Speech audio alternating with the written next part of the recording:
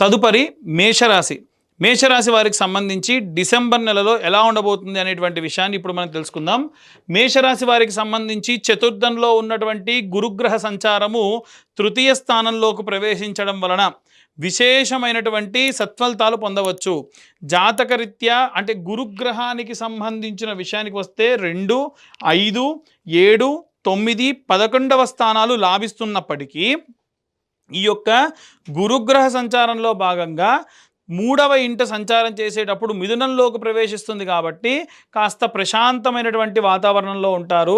ఏకాదశ స్థానం అంటే 12వ స్థానంలో శనిగ్రహ సంచారం, శని చండాల యోగం నడుస్తున్న కారణం చేత కాస్త డబ్బు ఎక్కువగా ఖర్చు పెట్టాల్సినటువంటి పరిస్థితిలో ఉంటారు. ఏదైనా యాంత్రికమైనటువంటి విషయాలు, ఇనుప వస్తువులపైన డబ్బు ఖర్చు పెట్టాల్సినటువంటి పరిస్థితి కనిపిస్తుంది. అలాగే ఏకాదశ స్థానంలో రాహుగ్రహ సంచారం చేయడం వలన, ఏకాదశ స్థానం అంటే ద్వితీయ లాభస్థానం అంటే సెకండ్ సోర్స్ ఆఫ్ ఇన్కమ్ కింద మనం పరిగణలోకి తీసుకుంటారు. అలాంటి ద్వితీయ లాభస్థానం సెకండ్ సోర్స్ ఆఫ్ ఇన్కమ్ విషయానికి వస్తే విశేషంగా వీరికి వచ్చేటువంటి ధనలాభాన్ని గండి కొట్టినట్టుగా రాహు ప్రవర్తిస్తూ ఉంటాడు. కాబట్టి ఎట్టి పరిస్థితుల్లో ఈ యొక్క ద్వితీయ లాభస్థానం వీరికి ఈ నెలలో మటుకు కాస్త ఇబ్బంది పెట్టేటువంటి అంశాలు ఎక్కువగా కనిపిస్తూ ఉన్నాయి. అలాగే ఈ యొక్క చతుర్థ పంచమ స్థానముల ఎందు చూసుకుంటే చతుర్థ స్థానంలో కేతుగ్రహ సంచారం, ఇంట్లో ఉన్నటువంటి మీ యొక్క తల్లిగారి యొక్క ఏదైనా పని గురించి కానీ ఆరోగ్య సంబంధితమైనటువంటి విషయములలో కానీ కాస్త ఇబ్బంది పడుతూ ఉండవచ్చు. కాబట్టి వీలైనంత వరకు కూడా ఇంట్లో ఉన్న వారి యొక్క ఆరోగ్యానికి సంబంధించి నెగ్లెక్ట్ చేయకండి. ఏ చిన్న పరిస్థితుల్లో ఉన్నా కాస్త జాగ్రత్తగా దగ్గరుండి వారి యొక్క ఆరోగ్య పరిస్థితి గురించి ఆలోచించండి. అలాగే ఈ యొక్క మేషరాశి వారికి సంబంధించి షష్టమ స్థానమునందు బుధగ్రహ సంచారం, ఈ యొక్క సప్తమ స్థానమునందు బుధగ్రహ సంచారం. సప్తమంలో బుధగ్రహ సంచారం చేస్తున్నంత వరకు సౌమ్యం సౌమ్య గుణోపేతం తం బుధం ప్రణమామ్యహం. బుధుడు ఎప్పుడూ కూడా సౌమ్యుడు కాబట్టి అంత పెద్దగా ఏవైనా మీతో వచ్చేటువంటి గొడవలు చికాకులు ఏమీ రావు. కానీ కేవలం ఈ యొక్క బుధుడి యొక్క సంచారం సప్తమంలోకి వచ్చిన కారణం చేత ఈయనకు అనుకూలంగా ఉండేటువంటి ఇల్లులు 2, 4, 6, 8, 10, 11. కాబట్టి అలాంటి బుధుడు ఇక్కడ మాత్రము సప్తమ స్థానంలో సంచారం చేస్తూ ఉన్న కారణం చేత విశేషమైనటువంటి అంటే ప్రత్యేకమైనటువంటివి ఏవి జరగవు. అలా అని లాస్ ఏం జరగదు, ప్రాఫిట్ కూడా అంతంత మాత్రంగానే ఉంటుంది. ఇక విశేషంగా చూసుకుంటే అష్టమ స్థానంలో సూర్యుడు, శుక్రుడు, అలాగే కుజుడు. అష్టమంలో కుజుడు చాలా బ్రహ్మాండంగా ఉంటాడు. కాబట్టి ఈ యొక్క వైవాహిక జీవితంలో కానీ ఏవైనా సరే వివాహం చేసుకోవాలి అనుకునేటువంటి వారికి కూడా అనుకూల పరిస్థితులు ఎక్కువగా కనిపిస్తూ ఉన్నాయి. అలాగే సూర్యుడు కూడా చూసుకుంటే సూర్యుడు 8వ ఇంట అంత లాభించడు. అలాగే కుజుడు కూడా చూసుకుంటే 8వ ఇంట లాభిస్తాడు, అది కూడా స్వక్షేత్రం అవుతుంది. కాబట్టి ఈ రుచక యోగం ఉన్నన్ని రోజులు కూడా భూమిని అమ్మాలనుకున్న వాళ్ళు, కొనాలనుకున్న వారికి కూడా మంచి అనుకూలమైనటువంటి పరిస్థితులు అధికంగా కనిపిస్తూ ఉన్నాయి. ఇక ముఖ్యంగా ఏకాదశ ద్వాదశ స్థానాల గురించి మీతో నేను ముందుగానే ప్రస్తావించా. కాబట్టి ఓవరాల్గా చూసుకుంటే మేషరాశి వారికి సంబంధించి విశేషమైనటువంటి సత్ఫలితాలు కనిపిస్తూ ఉన్నాయి. రీసెంట్గా మేషరాశికి సంబంధించిన జాతకులు మాట్లాడుతూ విపరీతమైనటువంటి డిప్రెషను, విపరీతమైనటువంటి లోన్లీనెస్కి వెళ్తున్నాను అని చెబుతూ ఉన్నారు. ముత్యాల దండ మెడలో ధరించండి. వీలైనంత వరకు అనవసరంగా అంటే ఒక మనిషి మిమ్మల్ని దూషిస్తున్నా, ఒక మనిషి మిమ్మల్ని బాధ పెడుతున్నా వారి నుండి దూరంగా ఉండండి, ప్రశాంతంగా ఉండండి. దాని వలన విశేషంగా ఈ 1 నెల 2 నెలల పాటు మీరు కనుక ప్రశాంతంగా ఉంటే తర్వాతి జీవితం చాలా ప్రశాంతంగా ఉంటుంది. ఇక అందరూ కూడా ఏ రెమెడీస్ తీసుకోవాలి, ఏ మంత్రం చదవాలి అనేటువంటి విషయాన్ని ఇప్పుడు మనం తెలుసుకుందాం. ఇప్పటి వరకు మనం ఈ రాశి వారికి సంబంధించి డిసెంబర్ నెలలో ఉన్న గ్రహచారాలని బట్టి, తిథి వార నక్షత్ర యోగ కరణాలని బట్టి మనం జాతకాన్ని విడివిడిగా చెప్పడం జరుగుతుందని చెప్పుకున్నాము. కానీ ఇప్పుడున్నటువంటి పరిస్థితుల్లో వీరు ఏ మంత్రం చదవాలి ఈ డిసెంబర్ నెలలో అనేటువంటిది ఇప్పుడు మనం తెలుసుకుందాం. ముఖ్యంగా అండి, వీడియో చూస్తున్న వాళ్ళు దయచేసి వీడియో అలా చూస్తున్నారు తప్ప మేము చెప్పేటువంటి మ్యాటర్ ఇన్ఫర్మేటివ్గా ఉంటే దయచేసి లైక్ చేయండి. వీలైతే ఇన్ఫర్మేటివ్ ఉండి ఇంకొంతమందికి షేర్ చేయండి. కాస్త దానివల్ల మాకు ఎంకరేజ్ చేసిన వాళ్ళు అవుతారు. అయితే ఇప్పుడు నేను చెప్పే రెమెడీ అందరూ కూడా పాటించండి. మంత్రం ఏం చదవాలి అనేటువంటిది నేను ఆఖరిలో చెప్తాను. ఇప్పుడు ఆ రెమెడీస్ ఏంటంటే, మీ దగ్గరలో ఉన్న నవగ్రహ దేవాలయానికి వెళ్ళిపోండి. నిత్యము కూడా ఒక పిరికెడు ధాన్యం తీసుకొని వెళ్ళాలి. అది ఏ ధాన్యం తీసుకెళ్ళాలి అనేటువంటిది ఇప్పుడు తెలుసుకుందాం. ఆదివారం నాడు ప్రారంభించాలనుకోండి, పిరికెడు గోధుమలు అంతే, ఒక ఆకు డొప్పలో వేసేసి, చిన్న మట్టి ప్రమిదలు మీకు బయట నెయ్యి వేసి అమ్ముతున్నారు ఆల్రెడీ, అది తీసుకొని వెళ్ళి ఆ ధాన్యంపై పెట్టి వెలిగించండి.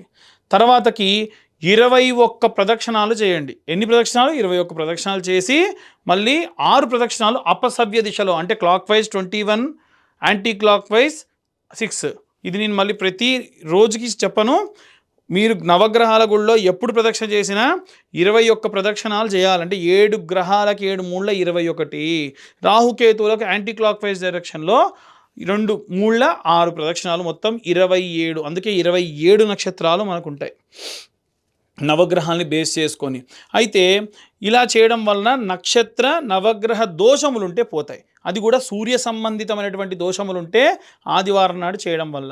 అయితే ప్రదక్షిణాలు చేసేటప్పుడు ఆదిత్యాయ చ సోమాయ మంగళాయ బుధాయ చ గురు శుక్ర శనిభ్యశ్చ రాహవే కేతవే నమః అనేటువంటి మంత్రం చెబుతూ ఎన్నిసార్లు వేతే అన్నిసార్లు. దయచేసి మీరు ఆ దేవాలయానికి వెళ్ళేటప్పుడు ఏం తీసుకెళ్ళినా అక్కడితో పూర్తవ్వాలి.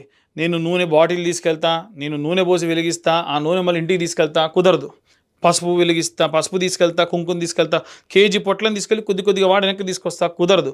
మీరు ఏ క్వాంటిటీ తీసుకెళ్తారో అక్కడితో క్లోజ్ చేయండి. అంటే తక్కువ తీసుకెళ్ళండి, అక్కడితో క్లోజ్ చేయండి. సోమవారం నాడు విషయానికి వస్తే పిరికెడు బియ్యము లేదా ఒడ్లు ఒక ఆకుడొప్పలో వేసి చంద్ర భగవానుడి దగ్గర పెట్టండి. మొదటి రోజు సూర్యుడి దగ్గర పెట్టండి, రెండవ రోజు చంద్ర భగవానుడి దగ్గర పెట్టి దానిపైన ధాన్యం పైనే ఒక దీపం, ప్రతిరోజు కొత్త దీపం వెలిగించాల్సిందే. మట్టి దీపం ₹2, ఇంత చిన్న దీపాలు ₹2 ఉంటాయి, దాంట్లో ఇంతంత నెయ్యి వేయండి, ఒత్తి పెట్టండి. అవి కూడా రెడీమేడ్గా అమ్ముతున్నారు, అవే తెచ్చుకొని పెట్టుకున్నా సరిపోతుంది. అలాగే ఈ ప్రదక్షిణాలు కామన్, ప్రతిరోజు కూడా చేసేటువంటివి. అలాగే మంగళవారం నాడు కుజుడికి, అలాగే రాహుకి, కేతువుకి కూడా చేయొచ్చు. అయితే కుజగ్రహానికి చేసేటప్పుడు పిరికెడు కందులు తీసుకొని ఒక ఆకు డొప్పలో వేసి, ఒక పిరికెడు కందులు తీసుకొని ఆకు డొప్పలో వేసి చిన్న దీపం ఆ కందుల పైన వెలిగించేసేయండి. తరువాతకి ఆ ప్రదక్షిణాలు చేయడం కామన్, చదివేటువంటి మంత్రం కూడా కామన్. తర్వాతకి బుధగ్రహానికి సంబంధించి పిరికెడు పెసర్లు వేసి దీపం పెట్టేసి బుధవారం నాడు ప్రదక్షిణాలు కామన్, మంత్రం కామన్. గురువారం నాటి విషయానికి వస్తే శనగపప్పు లేదా శనగలు పిరికెడు వేసి ఆకుడొప్పలో దానిపైన కొత్త దీపం, ప్రతిరోజు కూడా కొత్త దీపం వెలిగించాలి. చిన్న మట్టి ప్రమిద సరిపోతుంది. ప్రదక్షిణాలు చేసేటప్పుడు మంత్రం చదవాలి. 21 ప్రదక్షిణాలు, 6 ప్రదక్షిణాలు అపసవ్య దిశలో. అలాగే శుక్రవారం నాడు పిరికెడు బొబ్బెర్లు వేసి తర్వాతకి దీపం పెట్టి తర్వాతకి మీరు ప్రదక్షిణాలు కామన్, అలాగే మంత్రం కూడా కామన్. ప్రతిరోజు కూడా ఎన్ని ప్రదక్షిణాలు చేస్తున్నాం, ఎంత మంత్రం చదువుతున్నాం లెక్క అవసరం లేదు, ప్రదక్షిణాలకు మాత్రమే లెక్క. 21 సవ్యం, 6 ప్రదక్షిణాలు అపసవ్యం, అంటే clock wise, anti clock wise. Clock wise 21, anti clock wise 6. శని గ్రహానికి సంబంధించి చేసిన రోజు కొంచెం ప్రత్యేకంగా చేయండి. చేసేటప్పుడు పిరికెడు నువ్వులు ఆకుడొప్పలో వేసి దానిపైన ఒక దీపం పెట్టేసుకొని, వీలైతే దీపం నువ్వుల నూనెతో వెలిగించి, వీలైతే ఒత్తి కూడా నల్ల ఒత్తి వేసి ప్రదక్షిణాలు చేయడం ప్రారంభించండి. ఈ నవగ్రహ మంత్రాలతో పాటు నీలాంజన సమాభాసం రవిపుత్రం యమాగ్రజం ఛాయా మార్తాండ సంభూతం తం నమామి శనేశ్వరం అనేటువంటి మంత్రాన్ని చదవండి. ఇక మిగిలింది రాహుకేతువులు మంగళవారం నాడు చేయాలి కాబట్టి పిరికెడు నల్ల మినుములు ఒక ఆకుడొప్పలో వేసి దీపం వెలిగించి ఈ యొక్క ప్రదక్షిణాలు 21 కామన్గా మీరు ప్రతిరోజు చేసేవి, యాంటీ క్లాక్ వైజ్ డైరెక్షన్లో చేసేటువంటివి 6 ప్రదక్షిణాలు. అలాగే కేతుగ్రహానికి కూడా ఆకుడొప్పలో నల్లటి రంగులో ఉండేటువంటి ఈ యొక్క ఉలవలు వేసి దానిపైన దీపం పెట్టి ప్రదక్షిణాలు common 21, anti clock wise 6. In case రోజు మీరు ఏమైనా పండ్లు తీసుకెళ్తారా, ఒక 2 పండ్లు తీసుకెళ్ళండి, అంతకు మించి వద్దు.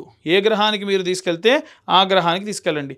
లేదు ప్రతి గ్రహానికి కూడా బెల్లం ముద్దలు పెడతా అంటే చిన్న సైజులో బెల్లం ముద్దలు ప్రతి ఒక్క గ్రహానికి పెట్టండి. పూలు కావాలంటే ఏ రోజు ఏ గ్రహానికి పూజ చేస్తే ఆ గ్రహానికి మీరు పూలు పెట్టండి. అలా విశేషంగా ఈ యొక్క నెల రోజులు కూడా చేయండి. ఎందుకు అంటే గ్రహ సంచారాలు విపరీతంగా మారుతున్నాయి, సంవత్సరం ఆఖరికి వచ్చేసింది. వచ్చే సంవత్సరంలో జల సంబంధితమైనటువంటి విషయాలు, అగ్ని సంబంధితమైనటువంటి ప్రమాదాలు విశేషంగా జరగనున్నాయి. కాబట్టి అలాంటి ఎన్నో రకాలైనటువంటి ప్రమాదాలను మనం దాటుకొని ప్రశాంతంగా ఉండాలి అంటే, శక్తిని చేకూరాలంటే నవగ్రహాలు నక్షత్రాలకు సంబంధించిన సంపూర్ణ శుభ కృపా కటాక్షాలు మన యందు ఉండాలి. నెక్స్ట్ వచ్చేటువంటి ఎపిసోడ్లో మనకు 2026వ సంవత్సరం ఎలా ఉండబోతుంది, ఎవరైనా ప్రముఖులు గతించబోతూ ఉన్నారా, అలాగే ఎలాంటి ప్రమాదాలు జరగబోతూ ఉన్నాయి అనేటువంటి విషయాలుతో మీ ముందుకు వస్తాను. సర్వే జన సుఖినో భవంతు. స్వస్తి.